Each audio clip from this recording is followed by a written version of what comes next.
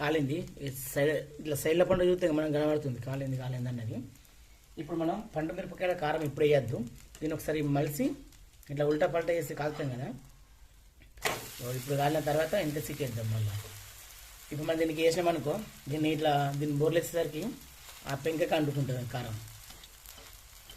అందుకని ఇది కాలిన తర్వాత తీద్దాం, దాన్ని పోద్దాం. ఇట్లా వస్తే తొందరగా కాలుతాయి. మనము మిరపకాయలను ఉల్లిగడ్డలు వేసినాము కదా, అది కూడా దీంట్లో వస్తే దానికి పట్టుకుంటుంది.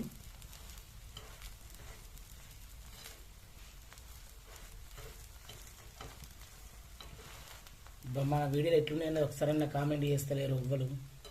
సపోర్ట్ చేయండి రా ప్లీజ్. మనకి ఇప్పుడు మంచిగా గాలింది కనబడుతుందిగా. దీనికి ఇప్పుడు కారం వేసుకుందాం మనం. ఈ పచ్చిమిరపకాయల కారం మన ఇంటికాడ